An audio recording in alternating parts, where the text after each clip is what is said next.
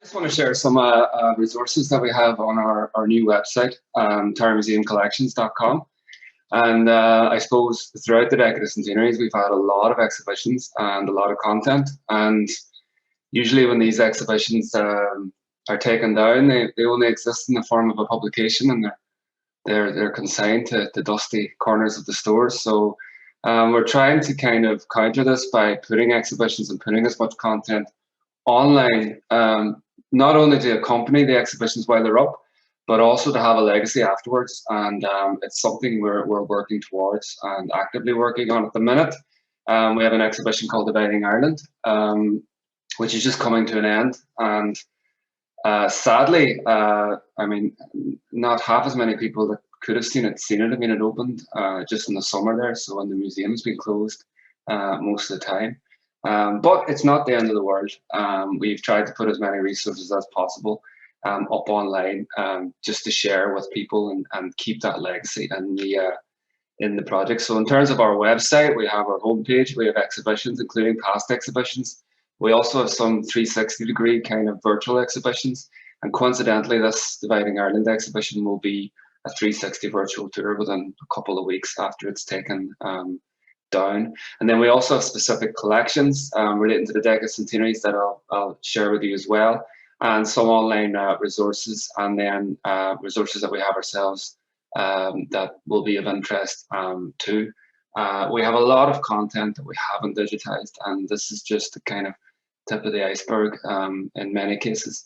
But anyway, with regards to Dividing Ireland, when you scroll down the page, you'll see it's divided into 4 sections. Just first of all, there's a film gallery, and tomorrow at 12 o'clock, Bernadette, our archivist, will be going through the content of the exhibition in more detail and the online video resources. But I just want to show you here where you're actually going to get them. So, for example, we had as part of the event, we had a Legacy of the Border webinar with Garrett Carr and David Faird. And if you haven't seen it, please do check it out. It's a fantastic discussion.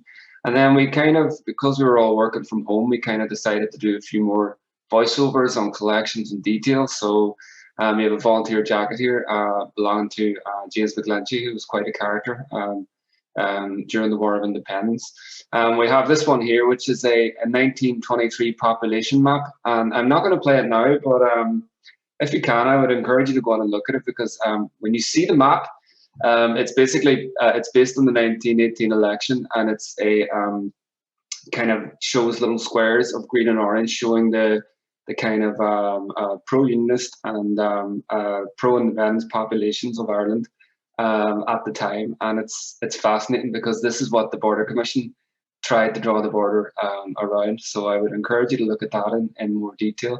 And then we kind of did some films behind the scenes as well in the stores, in storage. I mean, this is Roshan, our creator, and to the right are all our decade centenary collections. So she kind of picks them up and goes through them in a lot of detail.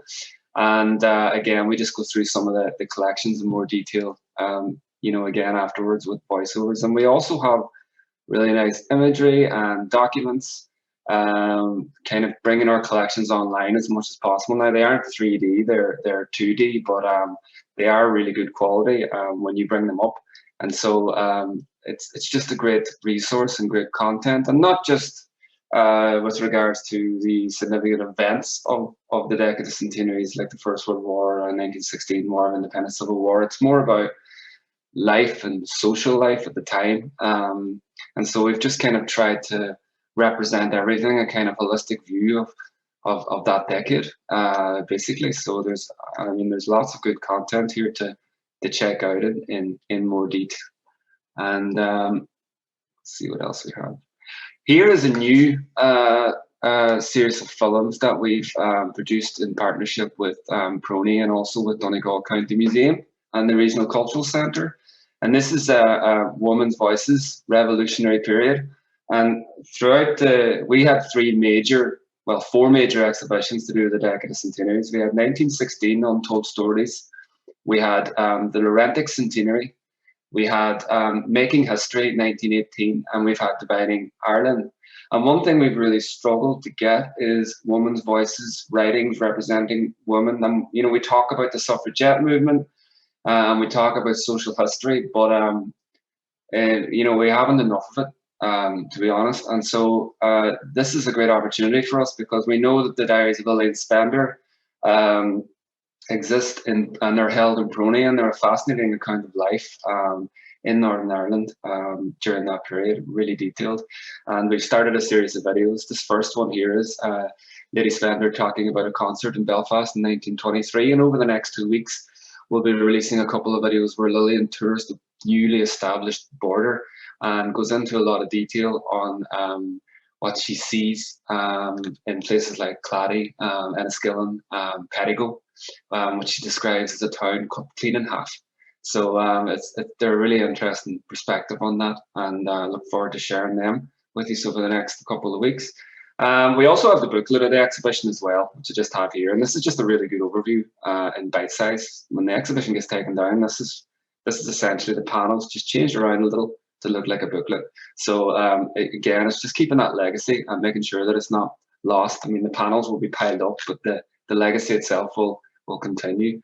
Also, we have some really interesting collections breakdown, and I just put up the Laurentic one just over the last couple of days so that I could share it with you, because this was a really successful exhibition for us. In 1917, the Laurentic sank with a great loss of life, and there's been a search for gold afterwards, and it's been an incredible story. And so we've tried to bring that to life with artifacts taken from the wreck and the stories of the people there. So I'll just go through a couple of these for you because I think they're really good resources. In terms of the image gallery, these are things that we had in our exhibition and then that was informed our research. So I mean, it's probably one of the most complete collections of images specifically relating to one ship, which was coincidentally a White Star liner, but was used for troop movements and was sunk by mines from a German U-boat, and is famous all over the world. So, I mean, we have all these different images and then things that inform the story. Here's the survivors in our guild hall in 1917, and the guild hall looks the same. And then we recreated that for the centenary with the relatives of the survivors in the same room. So it's just great to kind of keep that legacy online. Here's our artifacts from the wrecks loaned to us, and also within our collection, including the bell itself from the Laurentic. And so there's lots of good images that tell the story of that really monumental moment locally in terms of a great tragedy during the First World War. We also have postcards from sailors who were on the Laurentic and before they left, including John Madden. He's written a week in Liverpool before he sailed for Lough Swilly, and the ship coincidentally sank. So he says some of the crew having a hard time. There's just some really nice insights into life on that vessel as well. And also we have a couple of animations that we got designed specifically telling the story of the Laurentic too. So I mean, when you click into them, you can play them and look through them, and it's quite, they're sometimes quite poignant. Again, the program of story is there for you to research the entire story. This is essentially our exhibition once again put into bite-sized content, so that you can read the entire story of the vessel as you would when you go. I mean, obviously it doesn't beat seeing, nothing beats seeing things, in real life, however good virtual reality is getting.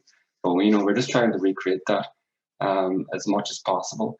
So over the next few months, towards the end of well, I know we have a couple of years yet, but towards the end of this period of Decades Centenaries, we're going to be putting up the 1916 Untold Stories exhibition and all the content that went in along with that as well. And we'll also be putting up the Making History exhibition from 1918, which looks into the suffragette movement as well.